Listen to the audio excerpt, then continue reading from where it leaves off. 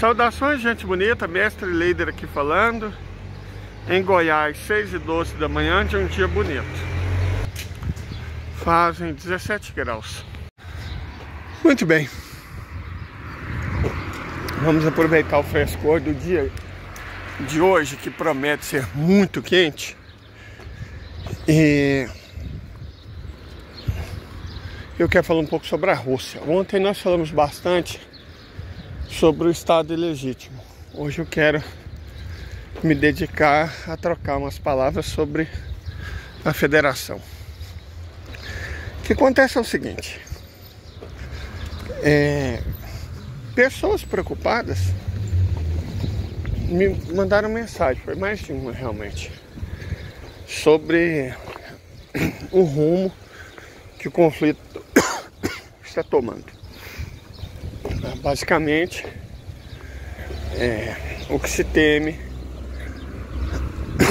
é que os constantes ataques ucranianos, aparentemente os sucessos recentes ucranianos, possam debilitar a posição do Vladimir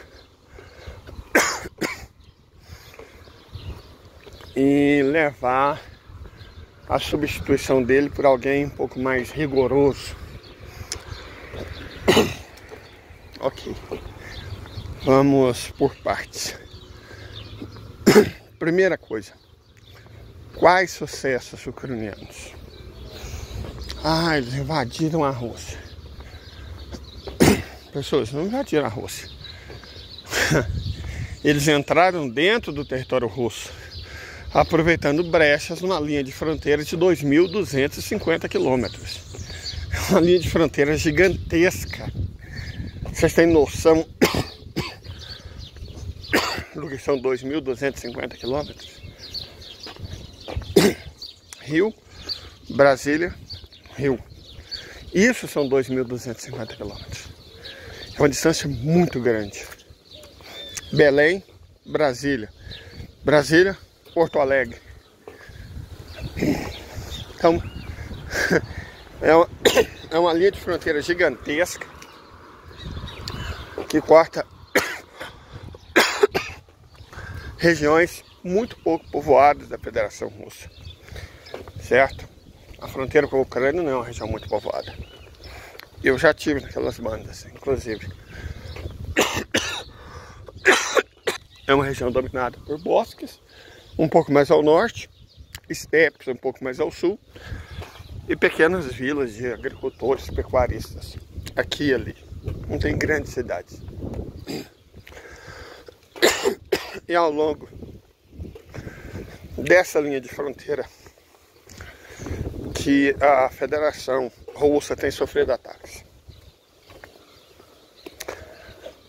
Mas os custos têm sido muito pesados. Somente os desvividos ucranianos ontem eram 4.400. Se você gasta 10.000 homens para fazer uma gracinha e perde 4.400 em cerca de uma semana, eu não chamaria isso de vitória. Até porque, do ponto de vista tático, vai fazer qual a diferença? A Rússia perdeu quantos? 20? Se você perde 4.400 para eliminar 20, eu não preciso dizer que sua matemática está muito ruim, né? Na verdade, sua matemática está péssima. Se você acha isso, é uma vitória. Então, é um contratempo, é desagradável sim. Mas é uma guerra, gente. Não se faz omelete sem quebrar ovos. E não se vence guerras sem ter baixas. Não interessa o nível do adversário que você tem. Não se faz guerra sem ter baixas. Esse é um ponto que eu creio que as pessoas se esquecem. Mas os russos sabem disso.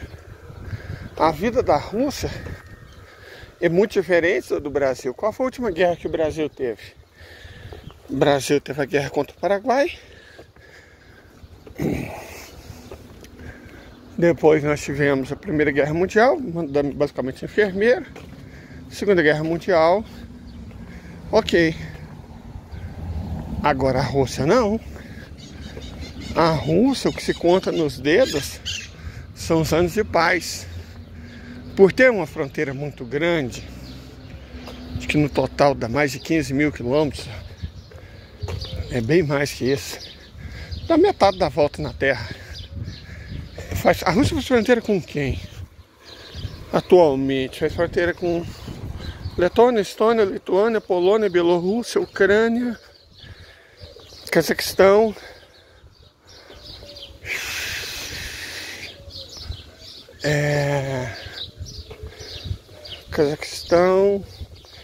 ela faz fronteira com a Mongólia, China, República Popular Democrática da Coreia e fronteiras marítimas com os Estados Unidos e Japão. Então essa é uma linha muito grande, uma linha fronteiriça muito grande. E nem todos esses países são amigáveis, ou sempre foram amigáveis. Então a Rússia enfrenta guerras quase como consequência natural do seu tamanho enorme e da própria natureza da civilização russa, que não aceita subjugação. Guerra é uma coisa que os russos entendem, eles sabem disso. Eles reconhecem o que é uma incursão e o que é uma invasão. São dois conceitos diferentes. As incursões são desagradáveis, mas uma resposta imprecisa, exagerada, pode fazer com que as coisas tornem-se ainda piores, certo? Então, o povo russo sabe que a Rússia não está fazendo uma guerra contra a Ucrânia. O povo russo sabe que a Federação está fazendo uma guerra existencial, civilizacional, contra a OTAN. Em outras palavras, a guerra é contra o Ocidente inteiro. Eles sabem disso, foi enfrentado mais de 50 países.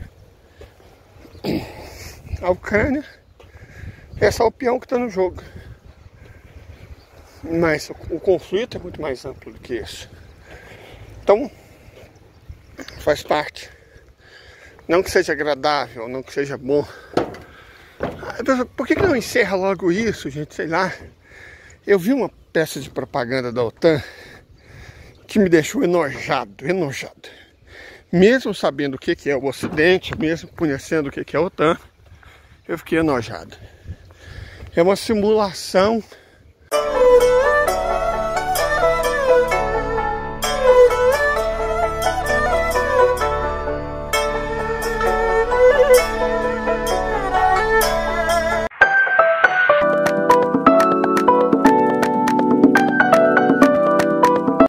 de uma bomba de 100 megatons em Kiev. Qual que é a necessidade disso? Primeiro que Kiev é Rússia.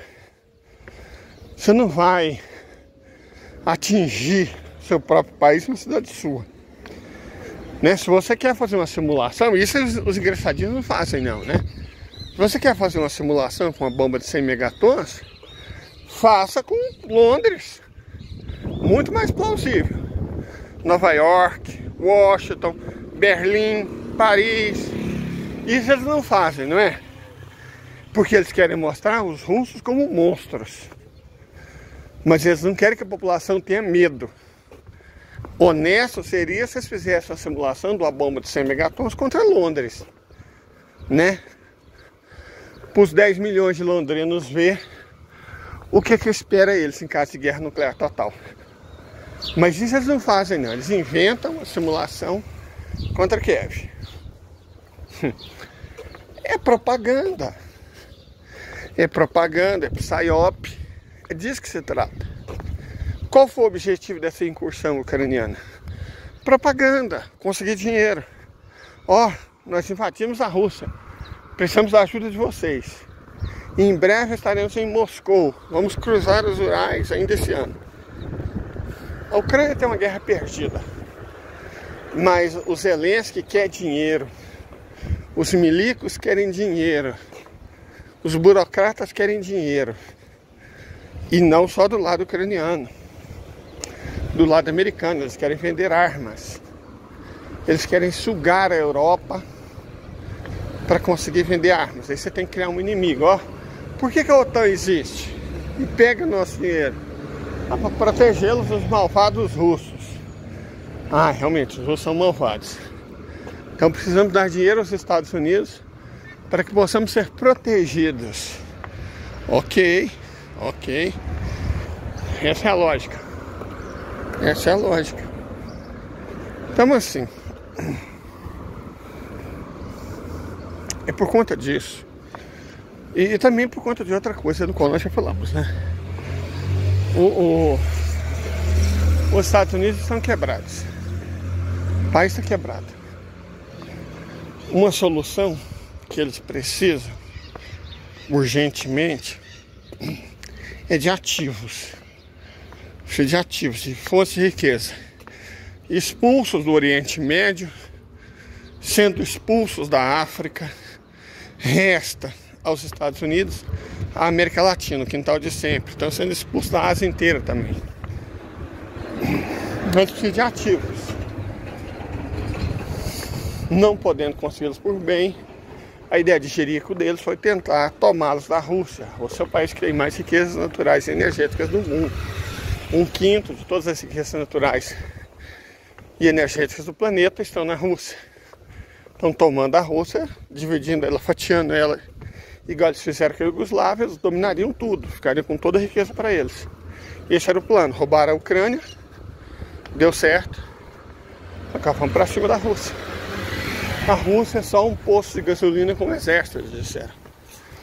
Os russos lutam com paz, com armamentos da Segunda Guerra Mundial, são ultrapassados, então. Eles tiveram surpresas muito gratas. Desde o que aconteceu na Líbia, a Rússia entendeu. A Rússia entendeu o que aconteceu com a Líbia. Gaddafi cometeu um erro na vida dele. Terrível. Que custou a vida dele e o destino do próprio povo. Foi confiar no Ocidente, abrir mão do programa nuclear, em troca do apoio dos países ocidentais. Todo mundo viu o que aconteceu com o Gaddafi. Ficou óbvio o que aconteceu com o Gaddafi. E os Estados Unidos, para não sujarem as mãos, nossa, que tamanho de cachorro. Uau. Rapaz, grande. Os Estados Unidos, para não sujarem as mãos, colocaram os franceses para fazer o grosso do trabalho sujo, né? François Hollande, né? Para fazer o trabalho sujo. Mas a Rússia entendeu. E ao entender, ato contínuo, a Rússia soube o que precisava ser feito. E se desenvolveu, investiu maciçamente em tecnologia, engenharia, novas táticas, novas armas. Já na guerra da Síria, porque com a Líbia era uma aliada da Rússia. Com a Líbia, eles tomaram o petróleo, impediram a criação de uma moeda lastreada em ouro, que daria independência aos africanos, expulsaram os russos e pronto. Os russos estavam expulsos do sul do Mediterrâneo. Faltava tomar a Síria e expulsar os russos do Mediterrâneo Oriental. Esse era o objetivo. Expulsar os russos do Mediterrâneo Oriental. E isso seria conseguido. Você inventa, né, igual arma de destruição em massa, Gaddafi é malvado. E aí o Bashar al-Assad seria um carniceiro que jogaria armas químicas no próprio povo. Para defender esse povo, eles criaram o tal exército árabe sírio, que não tem sírios nele. É só um nome. Tem as forças democráticas da Síria, que não tem nada de democrático nem de Síria. O Estado Islâmico, que não é Estado nem é islâmico. E com esses personagens obscuros e imundos, eles invadem a Síria. Só que na Síria eles deram com os burros na água. Na Síria a Rússia pôde testar uma série de armas que ela já vinha fabricando. E pôde testar a sua tese, que se a Rússia não reagisse, eles expulsariam os russos do Mediterrâneo Oriental e depois, usando a Ucrânia, expulsariam a Rússia do Mar Negro. E depois a Rússia do mundo. A Rússia entendeu, Putin entendeu. Ele tem uma visão boa de jogo. Compreendeu o que estava acontecendo. E a partir daí ele reagiu. Correto? Agora, quem não está entendendo é o Ocidente. Eles realmente acreditam, nitidamente eles creem nisso, que propaganda vence guerra, publicidade vence guerra. Eles se esqueceram do destino de Goebbels, que acreditou nisso. Foi ótimo em propaganda. Uma mentira dita 1000 vezes é uma verdade, blá, blá, blá, blá, blá. Só que eles se esqueceram do destino de Goebbels, né? Nitidamente eles se esqueceram. Ignoraram isso. Como diz outro detalhe, né? Ignoraram. Bom, vão aprender. Por que a Rússia não ataca de uma vez? Porque é o que a OTAN quer. Certo? Eles precisam eleger a Pudim de pinga. Essa é a questão. Eles querem eleger a Pudim de pinga. E aí precisa de uma guerra vitoriosa, né? Porque eles só perdem. Os democratas são a máquina de fazer guerra. A única coisa que eles fazem mais do que fazer guerra é perder guerras. Então precisa, né, dar um pouco de credibilidade para os democratas para tentar eleger o Pudim de pinga. Enfim, não conseguirão. Ontem nós falamos sobre o Irã, sobre o Estado ilegítimo, né? Sobre a lógica segundo a qual eles querem, precisam que o Irã escale. E é exatamente por isso que o Irã... Porque sabe o que está em jogo. O Irã não é um país de irresponsáveis. Não é uma nação ultracapitalista dominada por finanças e fabricantes de armas. O Irã não vai ser responsável. A Rússia também não vai ser. É sobre isso. E apesar de parecer tudo mal, está tudo bem. Podem ter um bom dia em paz. Até mais.